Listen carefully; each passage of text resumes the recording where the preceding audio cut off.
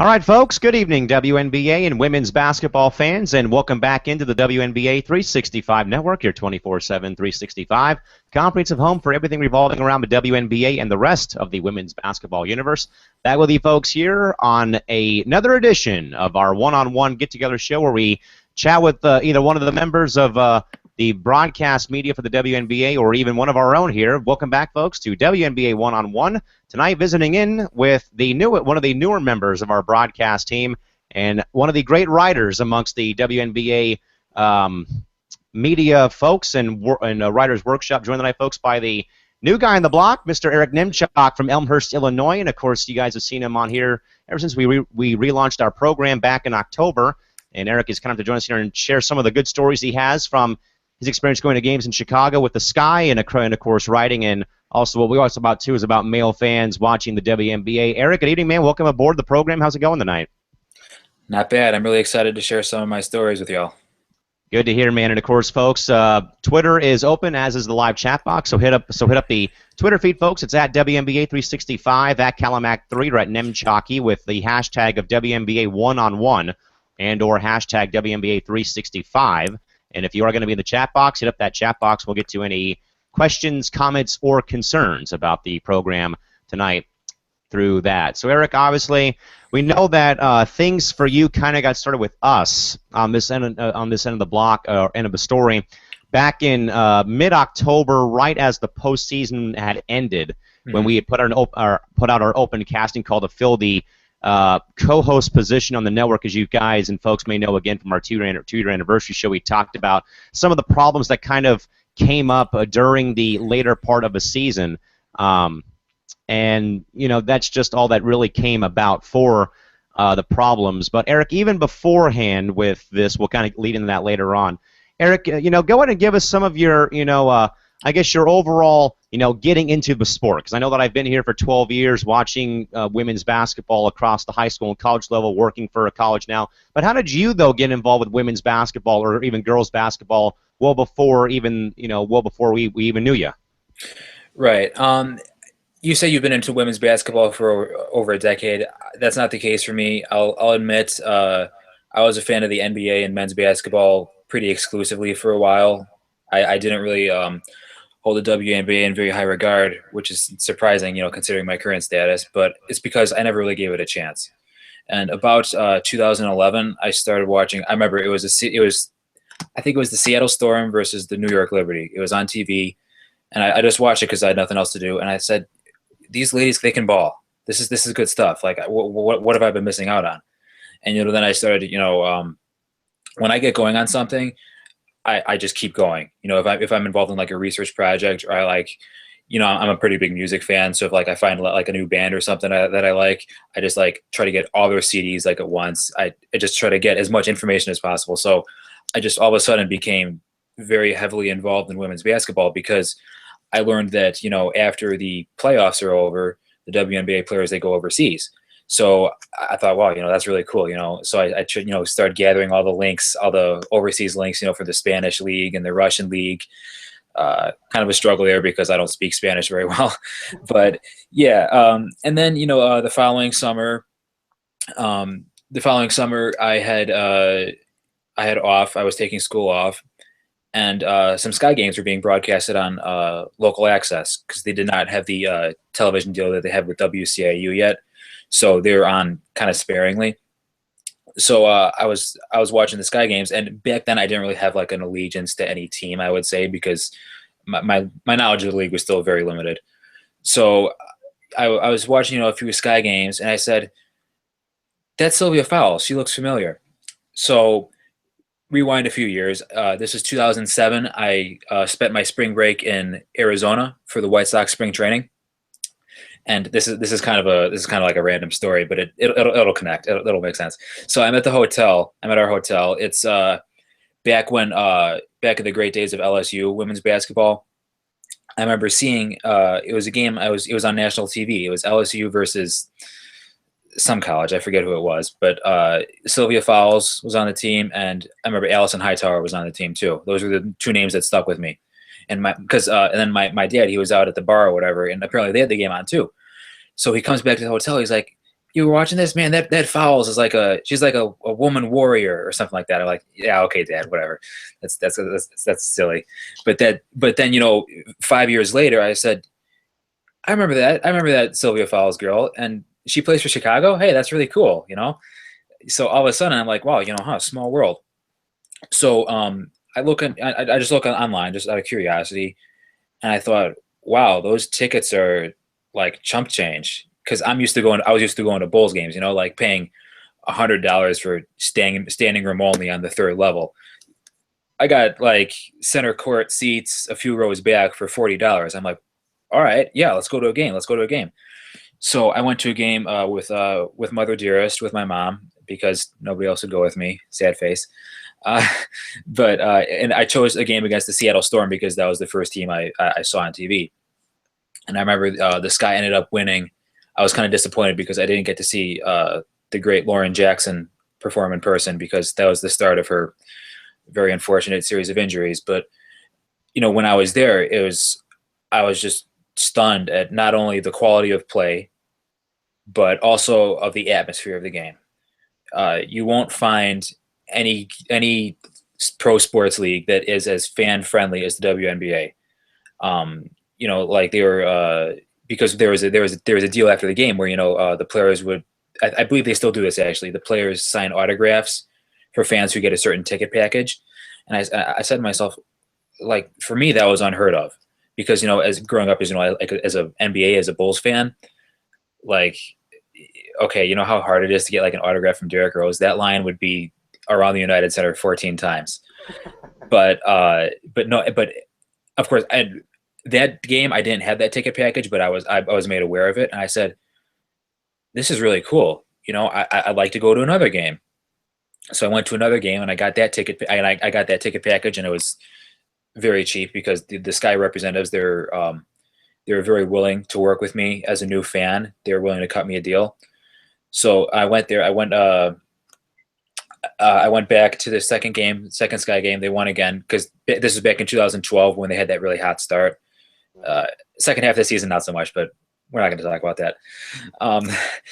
And I told my mom, I recognize this girl, Shea Murphy, because I watched her play last winter overseas in Spain. I like her. She's really cool. She seems really nice.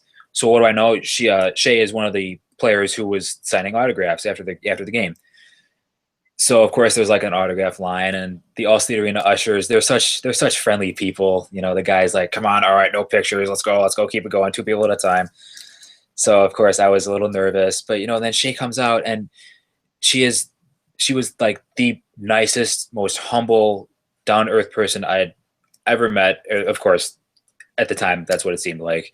And I said, and we actually had engaged in a short conversation before I was shooed away by the usher. But I thought to myself, and I had got like a basketball and something autographed by her, and I thought, this league is so cool because it's so accessible and it's so nice to its fans. I want to stay involved. So I ended up, as I said, the ticket reps at the Sky were very generous. They were very willing to cut a deal, and they got me season tickets for the rest of the year. Obviously, that didn't really go as well as they had hoped because the Sky didn't end up making the playoffs. So they didn't get as much of my money as they expected. But it was a good enough experience where I came back the following season. Of course, that was the season in which Elena Deladon was drafted to the Sky. And as WNBA fans know, it's history from there on. So that was pretty much my story of getting into the WNBA. It happened very suddenly, honestly. But looking back on it, it seems like so long ago already. Yeah, no, Eric, I'd say the same thing again, folks. WNBA one-on-one, visiting with the new guy on the block, Eric Nemchock, of course. Eric sharing a lot of great stories there, obviously. And like you said, though, I mean, you get involved with something and you just take it and run. Either the research project or in this case with the league. I think you and I are on the same parallel about seeing a game for the first time and wanting to come back more and more. And that's what all the players that I've ever talked to always say is that when you can bring someone for the first time, they always want to come back, so on and so forth. So then, Eric, as you kind of look through. Or you talk about getting into the sport. Did you have any prior interest in women's basketball or even girls basketball, even while you were in high school or even in your early years when you were in college at all, perhaps beforehand, before you got involved with the WNBA at all? I did not. I actually had somewhat negative interest, and it feels terrible for me to say this, but at that point in my life, it was in high school. There's, as you are very well aware, there's kind of a stigma surrounding the WNBA where it's uncool for young men to watch or enjoy the WNBA or women's sports in general. So I felt like I was kind of. It's not like I really had any interest. It's not like I didn't have interest in it. It was just that I knew that it would be frowned upon, that it was frowned upon, socially speaking. Which again, it sounds so ridiculous to say now, but yeah, at the high school level, it was not a popular topic. Let's put it that way. And at high school, it's all about being cool. It's all about fitting in. It's all about, at least in my case, I'm not exactly a social butterfly. So in my case, it was about not making a big deal out of myself. So no, this all started after I graduated high school and when I was starting to attend college. Yeah. Okay. So I mean, and obviously, Eric, obviously, it just kind of came to you. It kind of fell into your lap, is what I would say. Yeah. So as we go back now, so we already talked about getting involved with the sport. Eric, I'd probably ask though, and you can get bang on this topic, is what has kind of kept you involved with the game now that even post how it was for you, but what's kept you intrigued or involved with it, with the women's basketball, with the sport and with the community ever since going to that first game in Chicago? Yeah. That's a really good question because there are so many things that have kept me into it. I'm gonna try to keep it simple here. As a season ticket holder for the Chicago Sky, I felt like part of a family. And that sounds it sounds kind of cliche, but other season ticket holders for other teams will know what I'm talking about because not only the ticket representatives, but fellow season ticket holders, the coaches, the players, they go out of their way at every single possible opportunity to make sure that the season ticket holders feel appreciated. They, of course, we get, for our package, we get perks, like. We get to interact with the players personally for more than 2 seconds at a time, like the post game autograph line. We get like parking upgrades, food benefits. Probably not the right word there because Allstate Arena food is pretty lousy, but we get food. But yeah, it's such a family like experience. It's such an intimate experience.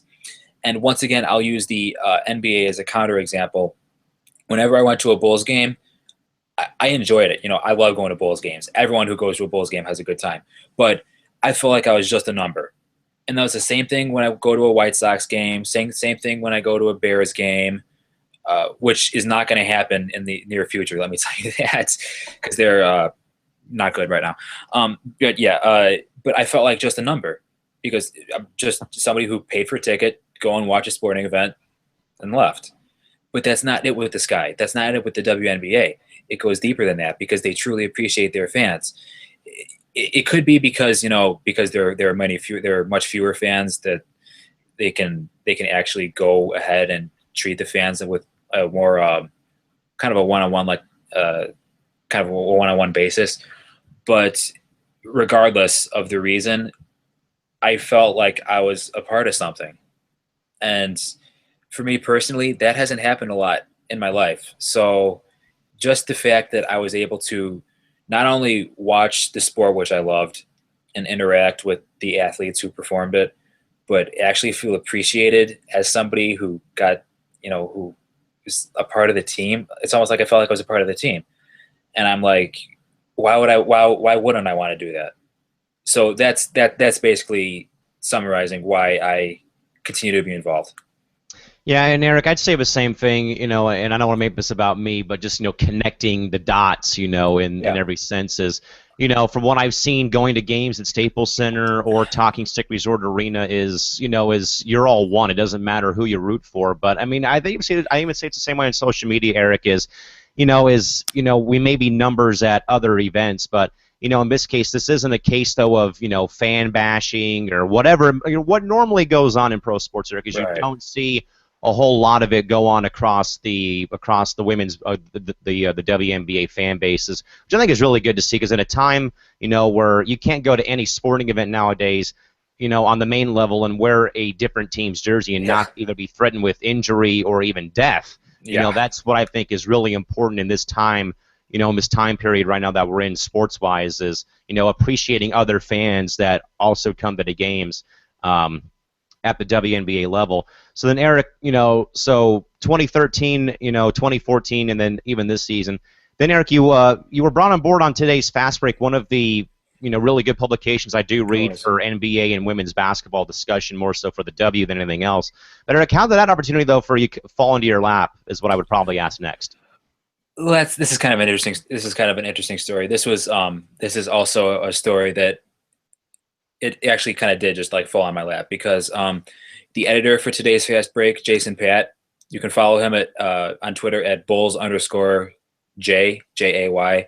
Really good guy, really cool guy. He's actually the older brother of one of my high school friends, Alex. So I didn't know Jay personally up until that time, but I had followed him on Twitter because I was a Bulls fan, as he is, and I found his tweets very insightful and oftentimes very deprecating of our Bulls. As fans, we got to keep ourselves entertained somehow with those guys. But I knew he was starting. This was back when today's Fast Break was still starting out, so it's pretty hard. I don't know if you know much about like web design or running like a sports networking site, but it's a pretty competitive field these days. It's a whole new level of social media. It's very competitive. It's pretty hard to like get a website off the ground and running. But I saw that today's Fast Break was starting to have WNBA articles. So I kind of sent Jason a DM. I said, this is pretty cool. Maybe would you like me to contribute? Would you be open for some contributions? Because I've always loved writing. Writing it's one of my favorite things to do. It has been since I was in like first grade. So, and even not like school papers or anything, because nobody likes doing that, but just like writing like on the side, recreationally, whether it be just like journaling. I've dabbled in poetry, not very successfully. I'm not putting it out there. Nobody wants to read that. Nobody. It's very terrible. But but the point is, I love writing. I love it as a creative outlet. I love it as a stress outlet, and I like at that point I was firmly in love with the WNBA. So I figured I asked Jason, could I help out? Because at that point I started to realize the ugly truth about the media coverage of the WNBA, and that is it is 100% inadequate. It's not good at all, both on a national level and on a local level. Because as the Sky were coming off a season in which they made the WNBA finals, we didn't hear about it in Chicago at all. It was extremely disappointing to me as a fan, because the papers, they refused to cover it. They were totally oblivious. Even Chicago's fellow sports teams were not really backing up the Sky like they should have, which really disappointed me. So I knew, or this is just my opinion. I mean, everyone has got their own opinion. Every WNBA fan has their own opinion about how the league can improve, ratings and attendance rates, because let's be honest, it's still a problem. But I'm of the view that the WNBA needs respectable media coverage in order to be put in the same echelon as the NBA and the NFL and MLB and all the other major pro sports leagues, because they deserve it. But the fact of the matter is they're not getting nearly enough of that as it is. And also, as an aside, I enjoy the analytics side of basketball. I'm not 100% stat geek, if you want to pigeonhole me, so please don't. But I like browsing Basketball Reference and other statistical websites for the NBA. I like doing that for the NBA.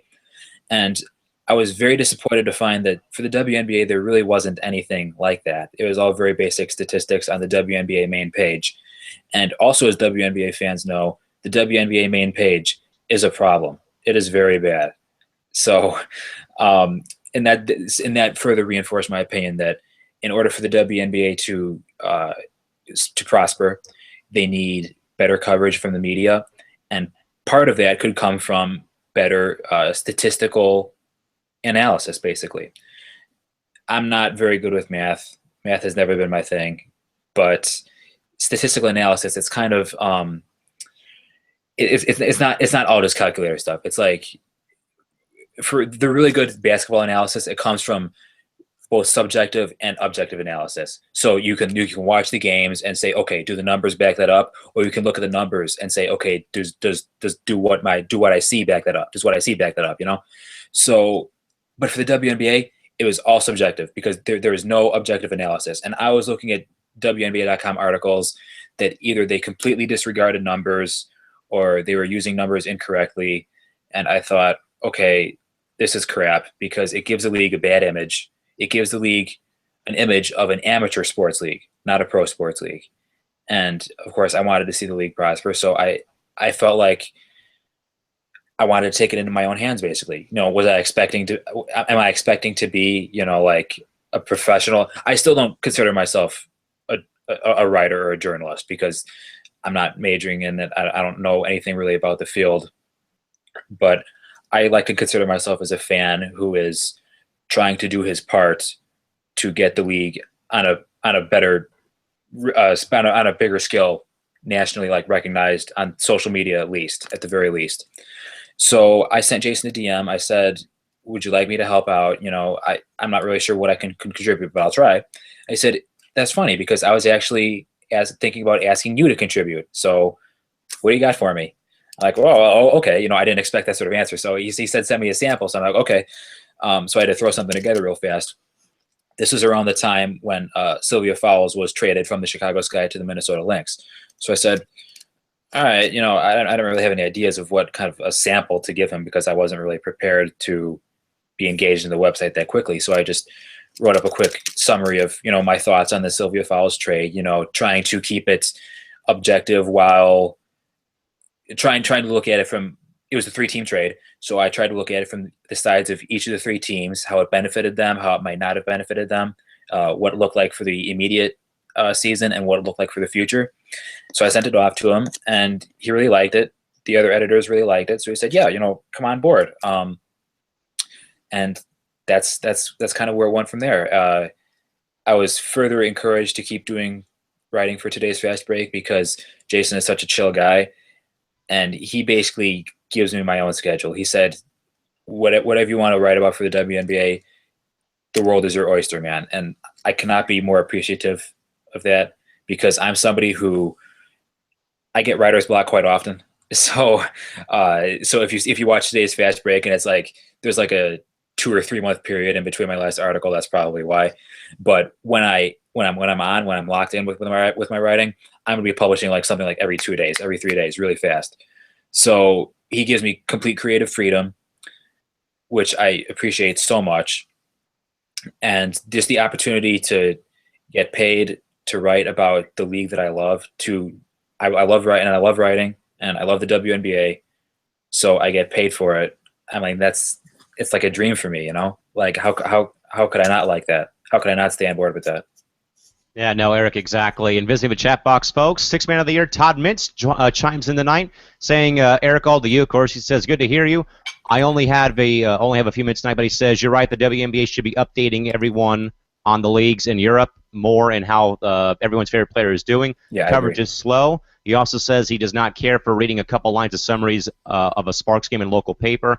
Media ignores the lead. And also, Eric, he says the head of the Sky told him how the attendance is better, but blah, blah, blah in regards to that issue as well. So, Todd, thanks for dropping by and joining us tonight. And, Eric, we'll get to that a little bit later. But, of course, Eric, then, of course, we kind of come towards the end of last year's postseason when, you know, we put up the open casting call basically for, you know, someone to kind of fill the void that we have. But, Eric, even before this happens, though, you know, I'm sure you probably either were. I'm sure that beforehand that you were either, you know, you were monitoring or following the network Twitter page, or you were following me for anything in regards to the league. So, Eric, when you were following all this, you know, and you kind of put the pieces together about this whole WNBA network that was on YouTube, you know, I guess I'd kind of like to hear, you know, your overall thoughts even before you even joined us on the program.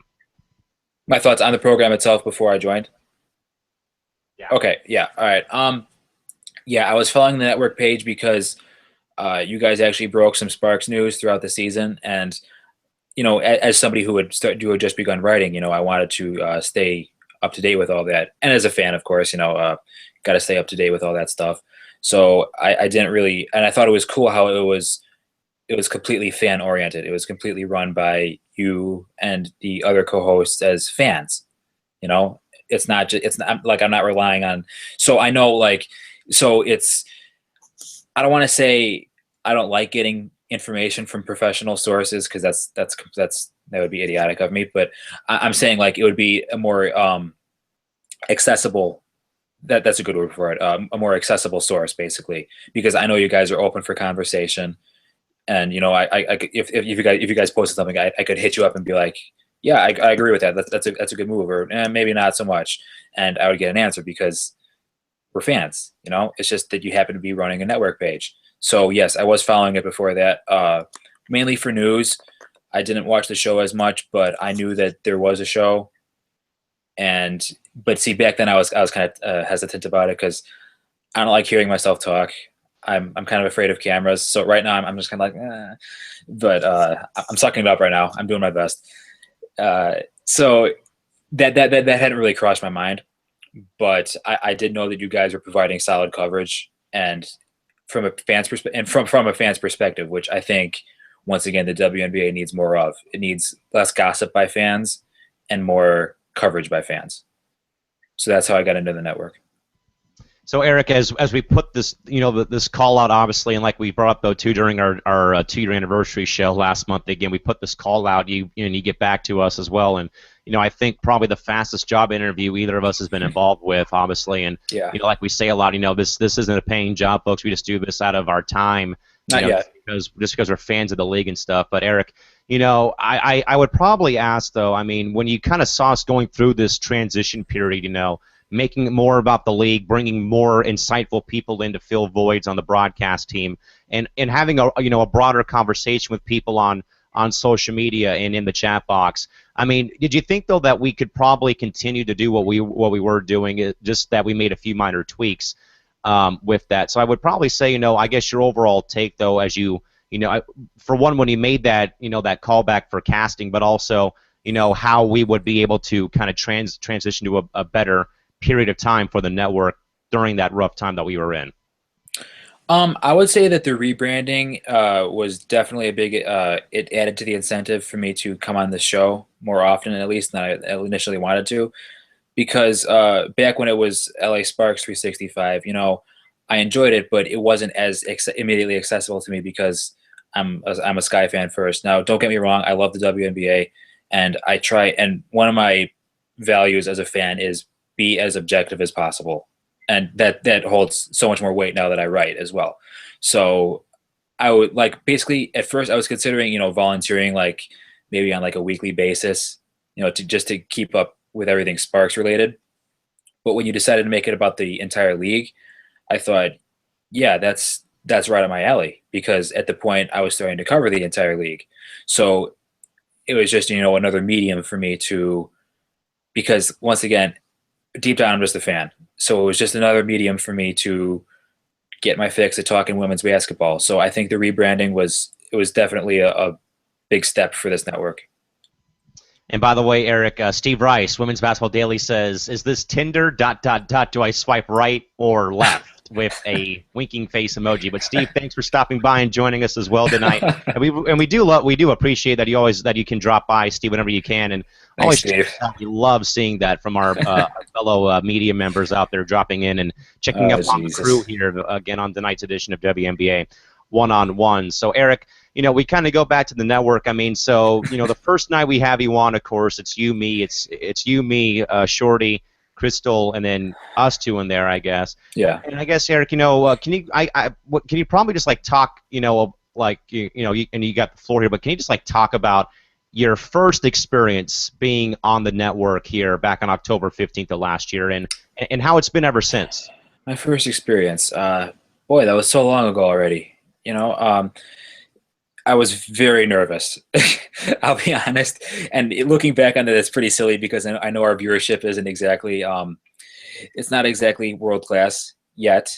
I'm still holding out hope here, but like I said, I'm not really comfortable in front of the camera. I'm not comfortable listening to myself speak, but uh, I was, but you're all, of course, I had, before going on the show, before committing to the show, I watched previous episodes of you and the former co-hosts and of Crystal as well, and you all seem like such chill people. So I figured, okay, this won't be that bad, And this is really funny because back when when I first started coming on right after the rebrand, I believe, we were doing like season recaps for each of the teams, I believe. Correct me if I'm wrong, but I think that's what we were doing. Yes. Yeah.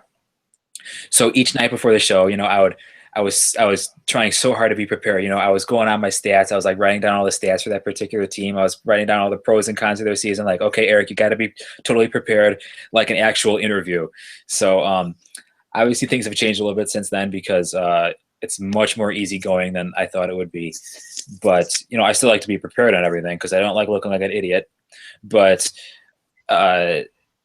things have changed for the better, I would say, for this show. I've become more and more comfortable, and as Mr. Rice exemplifies, this is a great way of making connections, because, like I said before, this is another medium. This is another outlet as another social media outlet for women's basketball fans such as ourselves to make ourselves heard, and more importantly, just to discuss the league we love, because that's what it comes down to. So yes, I would say at the beginning I was a little hesitant about because at the beginning I was not fully committed to the show as like a full-time gig, but then then you say, all right, Eric, we'd like to have you on. All right, you're main co-host. I'm like, whoa, main co-host, like, wait a minute. But it ended up being okay, because the main prefix, that doesn't mean anything, because we're all equals here. So it's less responsibility than I feared. So that's a good way to put it. Yeah, everyone takes a chunk of the burden, Eric. I just want to pull over real quick. We got some really good commentary in the box here. First from Todd. Eric, he says, the fact there is no one that hours the time of programming anywhere that focuses on women's basketball like this page. We'd like to see some reporters every now and then that cover all the teams, Seattle and San Antonio included. He also means, or actually says, he wants local experts like Eric that talks about Sky basketball. Crystal Thomas, one of our co-hosts. Oh, no. LOL that Steve for Tinder. And Todd also said, Eric, to you as well. Quite good, friendly, and he likes the way that you be yourself. And then Todd says to Crystal, he means reporters that cover some of the other markets and come on from time to time that sees these teams every night. We are trying to extend our horizons with that, but I think we'll be getting there sometime soon with some other people joining us once the season does begin for that. So, Eric, I kind of actually laughed though too at what he had said though about being prepared for this, like it was like. But then it's like you kind of look and see how goofy and how reckless this team can be sometimes in regards to a broadcast. And, we've had 5 to 6 people on here every now and then we've had 1 or 2 with that. But, Eric, as we kind of get closer to the season, and obviously when Fast Break picks up and there's more to talk about, I would probably ask in regards to everything real quick with this one is, overall, though, how has the experience for you been on the network since coming on in October? Sure. First of all, Todd, I really appreciate the kind words. I do not consider myself an expert in any sense of the word, but I appreciate that. I appreciate the kind words, because I do try to be as nice as possible. I do try to be myself, but I also try to learn as much as possible. Learning every day that's one of my values. So thank you very much for the kind words. Crystal, hi. That's all I have to say to you. For the network, overall, the experience has been pretty good. It's a little more difficult for me because you guys are based in LA, you guys are based in the California area. I'm in the Midwest, so the time difference, it's 11:30 right now. I'm a night owl. Everyone who knows me knows that. But I still found myself in the beginning days of the show, kind of trying to like stifle yawns or whatever.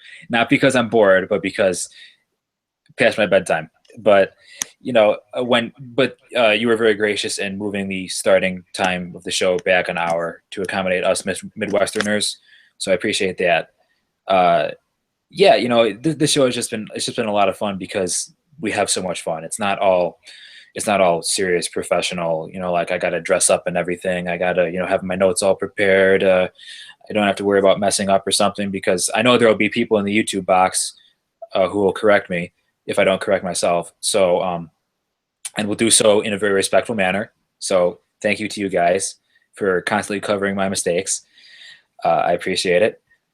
But yeah, and it's cool because we also have been expanding our content, and what I mean by that is, we're now the season is, I mean, not that now the season's over. The season's been over for a while, but I'm saying the college season. We've been talking about that.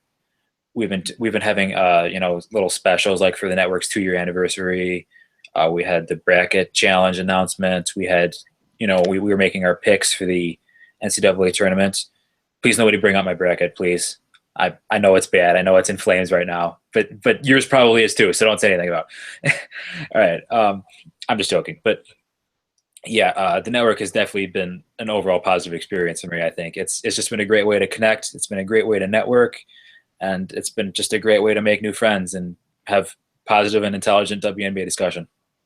And Eric, and that's the biggest thing that I brought though too is this rebrand has been so beneficial for all of us that are involved here. A quick tweet, by the way, folks, from our other sidekick on the network, from Tanisha Stewart at ShortyMama24, tweeted the network saying, "Love having Eric on the network. Great basketball mind, along with being a great writer for today's Fast Break." So thank you. More love sent your way, Eric, from some of the other folks around here, but also Eric, like we were going to get to as well, or what you got at though about how it's really been beneficial is I think that I've noticed of how much more appreciative the fans have become. I mean, this is a fan of the network, as you said, but also Yeah. I mean, we've had more and more people engage with us social media on the network and even on our personal handles. We've had a great chat box tonight. We've had that. Eric, I guess talk about the camaraderie, about how the fans have really embraced have embraced all of us involved here with this channel ever since we have did this entire makeover back in October, because it's been really something special to see.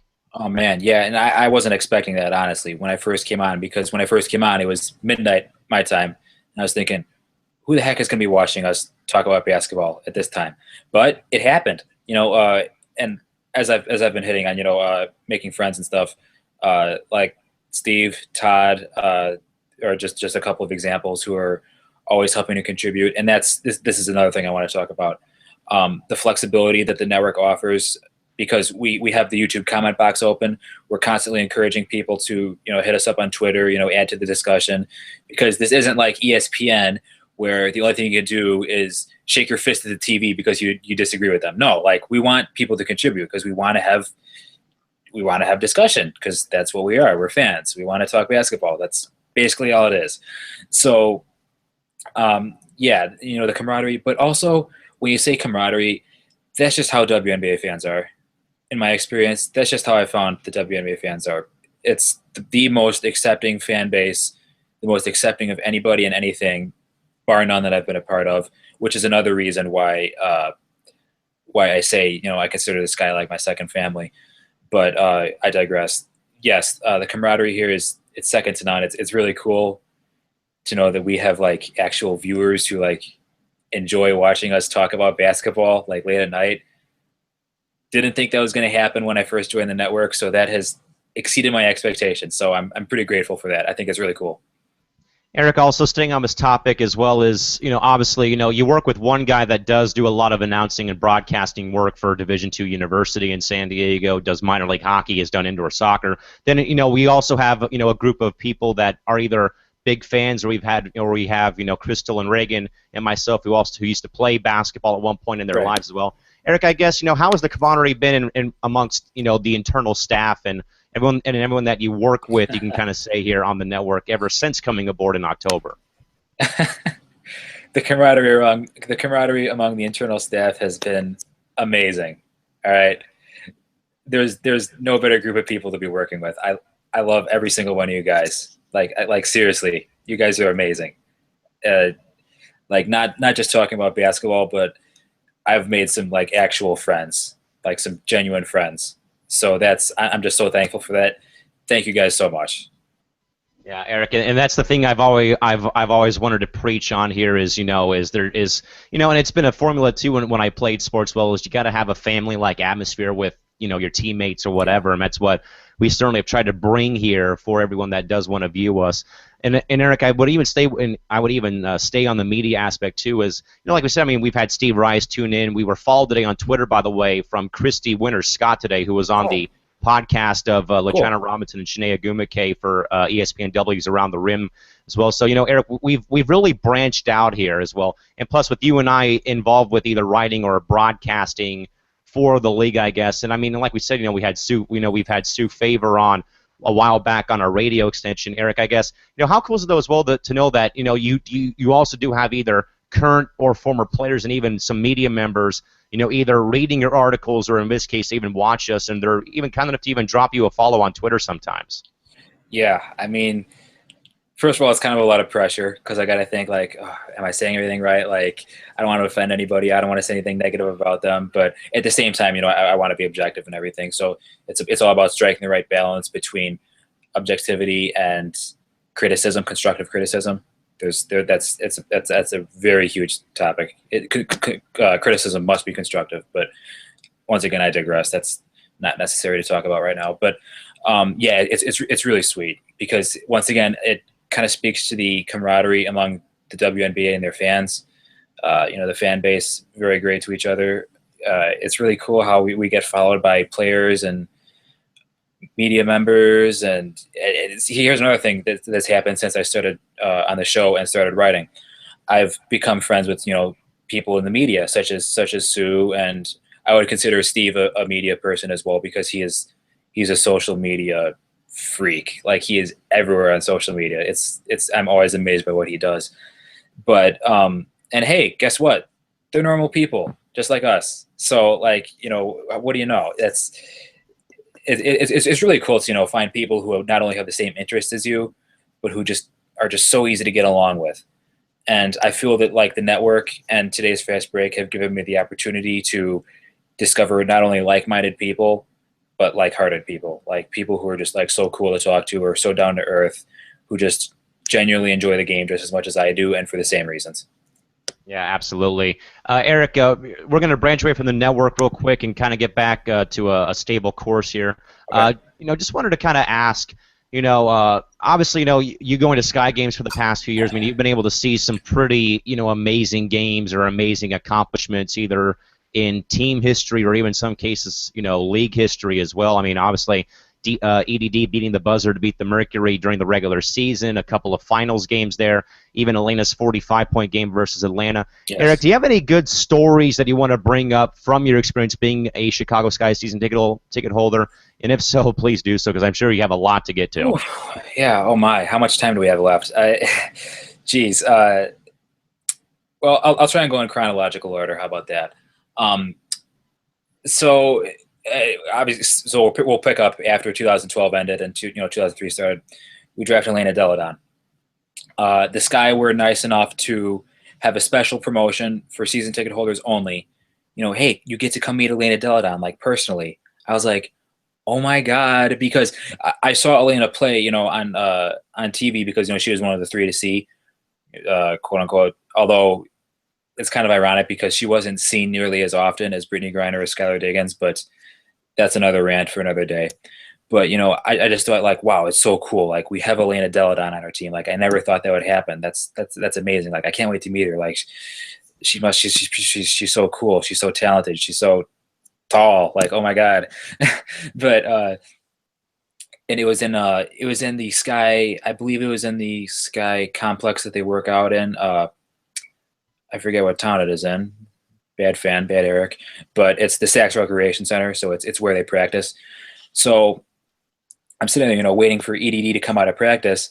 And, then Shea Murphy comes out of practice. She's like, "Hey, buddy," Carolyn Swords comes out of practice.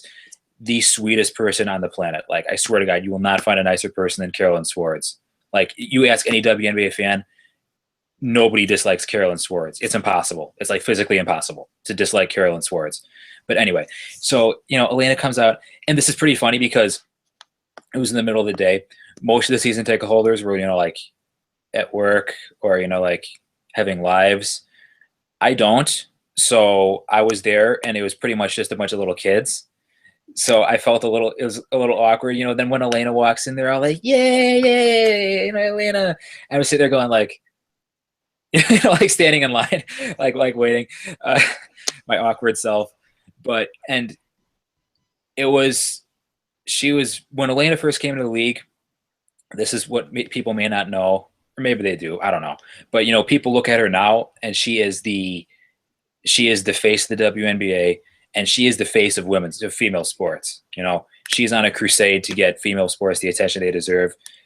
And I am ridiculously proud to have her in Chicago because of that. Like, she is doing everything right. But way back when she was a rook, before she even played her first WNBA game, she was pretty shy. She was pretty clammed up. And I'm pretty shy, and I'm pretty awkward too. So it was our first meeting was a little. It was business professional. Let's put it that way. There was no I said, hi, nice to meet you. She said, hi, nice to meet you too. She signed my autograph card and I said, thank you. We took a picture and that was it, because like by then I was like totally starstruck, and I'm sure she was dead tired because she just got out of practice. So I was like, okay, I don't want to bother her anymore. So, but then, as the season progressed, she slowly came out of her shell. We, as Sky season ticket holders, this is another thing I like to talk about. At the mid-season, during the middle of the season, we have a season ticket holder party. It changes every year. EDD's rookie year, we had a bowling party, which is bad news for me because I can't hit water from a boat. I am the worst bowler you will ever see. So it was not good because like I was in front of all these athletes who I was already starstruck by, and the thought of like bowling in front of them and bowling terribly, it was kind of nerve-wracking. But at the same time, they just make it so comfortable to be around, And then the next year, which is a lot cooler because it was like an outside picnic sort of thing where we played beanbags with the players. That was really cool. Then last year we were at a Harley Davidson dealer because Pokey Chapman, she really likes bikes. So they said, hey, let's have it at a bike dealership. Why not? And it was pretty cool. That's not something you see very often, a pro basketball team at a Harley Davidson dealership. So it was pretty cool. So that's and every single time I'm just so impressed by the deportment of the players because they never tire of like talking to the fans, of signing things, of taking pictures, because they know that without us they wouldn't be able to do what they do, which it feels kind of empowering, but it's also very humbling. So it's not like a specific story, but it's keeping that in mind. It just puts the whole season ticket holder thing into perspective, that we're a legit part of it, and also we do things that in the off season we have this guy makes sure we stick together. I think it was the previous off season we went to the local zoo, the Brookfield Zoo. We decorated a sky tree for Christmas season.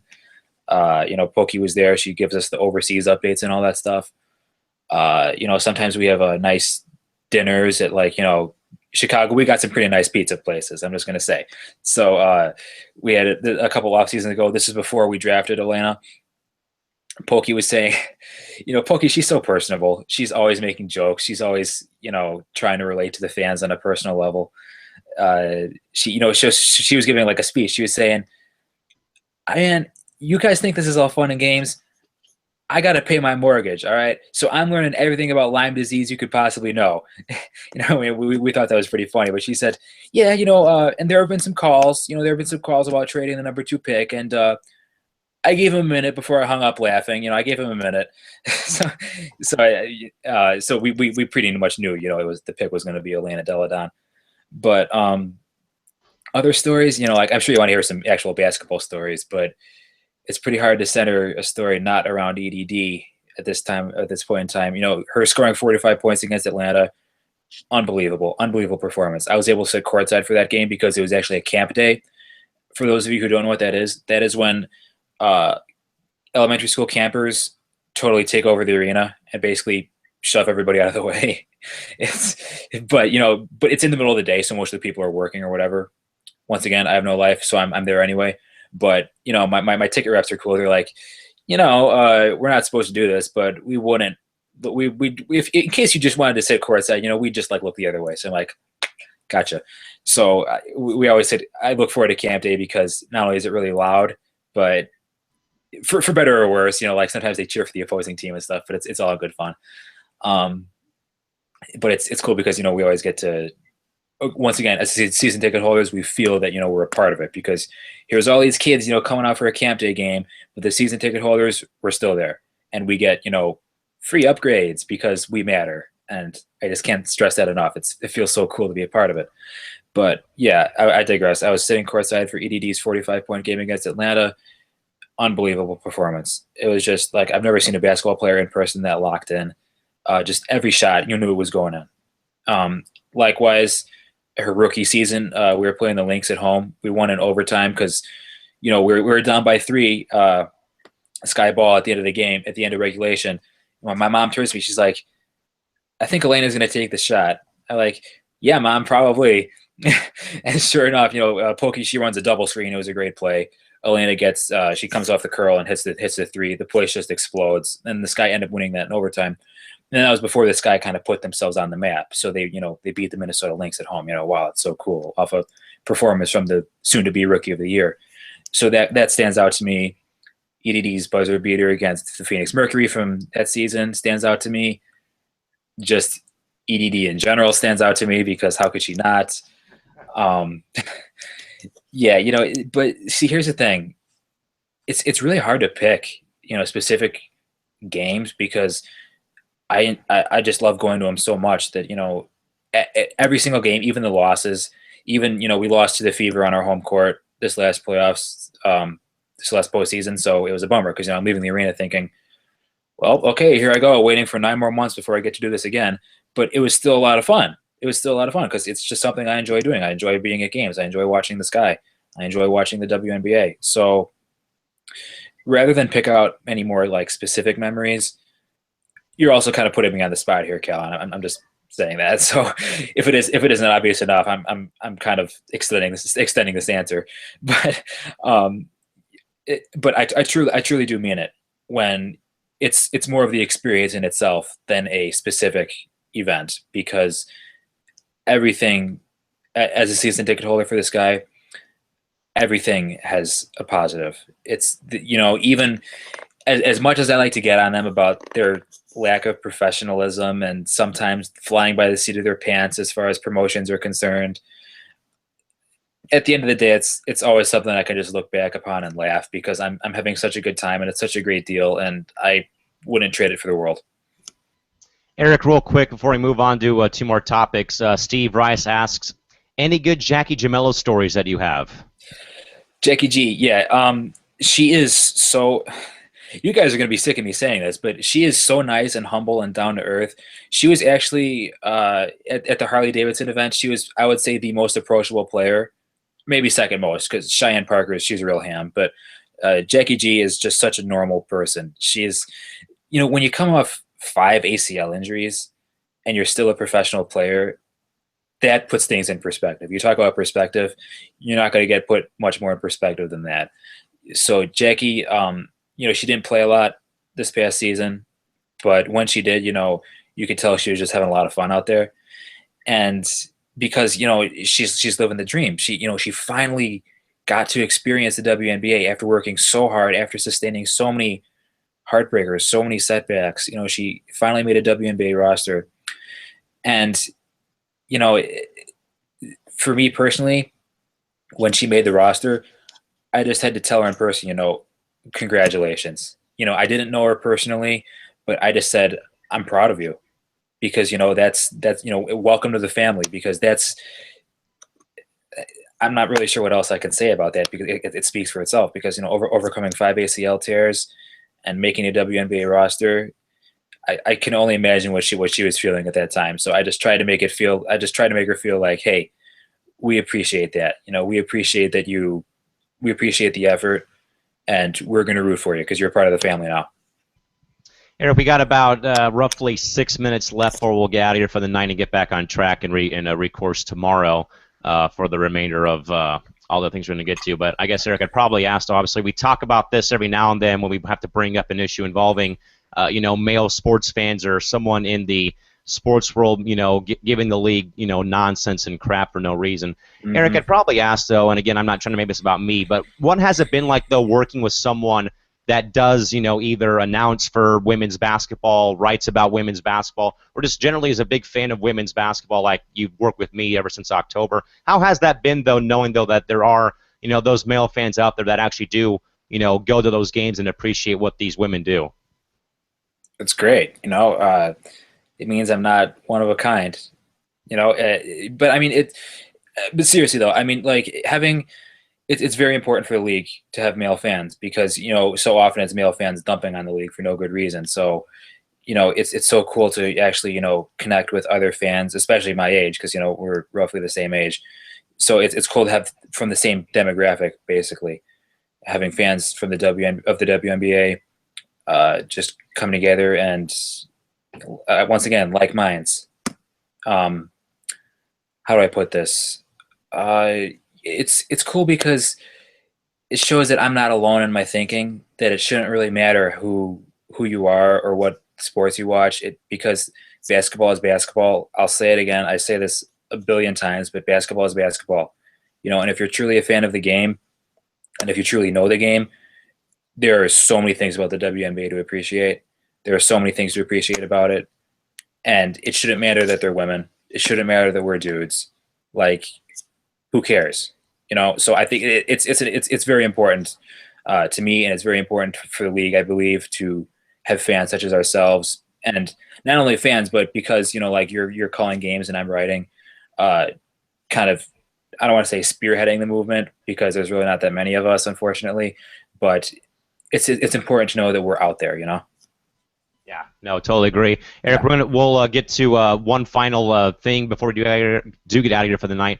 Eric, I guess I'll just probably ask, for any final thoughts or anything you want to bring back up at all. The floor is yours for the last three, and go ahead and do so, because I'm sure you've got maybe a few things left, or if not, whatever else you got left to say, go ahead. Man, we've done a pretty good job of covering most of what I wanted to talk about, but once again, I would just like to say thank you. Thank you to you guys on the network for having me. Thanks for, taking me under your wing, making me part of the network family, because like I said, you guys are good friends to me now. So it's just so cool how that happens. Thank you for those who watch. It really means a lot because it means I'm not talking to dead air, because, this late at night, I don't want to be doing nothing for no reason. Just joking, Callan. I know this is a big deal to you, so it's for you too. Thank you for everyone who reads my articles. I really do work hard on them, even though I'm not as consistent as I would like to be. But that will change. I assure you that will change once the WNBA season starts back up. I'll be writing weekly, on a weekly basis, sometimes bi-weekly. We'll see. Thank you to Jason for employing me. Jason and all the guys at FanRag Sports. You guys are really cool. And thanks for giving me the opportunity, basically, because I love writing. I love basketball. Writing about basketball, dream come true, and thank you to all the WNBA fans for discussing basketball with me. It sounds silly, but thank you for indulging me. Thank you for, being there to talk basketball with, because I know, because as well as I do how difficult it gets during the off season, because it's so freaking long that some days you're just like, is the WNBA here yet? I want to talk about something. I want to argue with somebody, or like I want to throw a trade proposal out there. And every time I'm on Twitter, they're there. So thank you guys. You know who you are. Thank you to the WNBA. Thank you to the players who I know, who I'm blessed to know personally. I still can't get over the fact that, I can connect with professional athletes on a personal level. Thanks to everybody at the Sky, just for making me feel like a part of something. And have I thanked everybody possible yet? I'm not. I'm just thankful for the experience in general. I'm very blessed to be doing what I'm doing, and trust me when I say this, I do not I do not take this lightly. You know, I know what opportunities I've been given, and I don't take it for granted. So I'm very appreciative of it, and I just can't wait for the season to start so I can continue to show my support, continue to show my appreciation, and just continue to talk hoops with the people I'm cool with. You know. And before we sign off, folks, another quick comment from Todd Mintz, who says, guys, don't fret. Draft is coming, and I am sure we will review every team's report cards from the draft. Thanks to all. And Todd read my mind because, folks, we'll sound the final horn right here, and we'll regroup and reconnect with you folks tomorrow night. But, Eric, thanks for stopping by and sharing some of your stories. Obviously, you know, we've had a lot go on since October, but it was good, though, to bring you in and, you know, kind of, you know, pick the brain of you and everything else included. From Sky Games to the network to everything included. Thanks a lot, man, for stopping by and joining us this evening. Thanks for having me, man. I had a great time. Good to hear. And Steve Rice also says, thanks, guys. Great job. So, Steve, thank you for stopping by as well. And thank you, Stephen. I think we've thanked the entire WNBA population, folks. With that, though, folks, again, we'll sound the final horn right here. We'll see you folks back here tomorrow night. We get back on track with more March Madness and free agency talk. But for the man of the night, Eric Nemchock in Elmhurst, Illinois, this is Cal McClurg in San Diego signing off. And see you back here tomorrow night, folks, and the rest of the crew joins us for more March Madness and free agency discussion. Till then, folks, see you then. Bye-bye.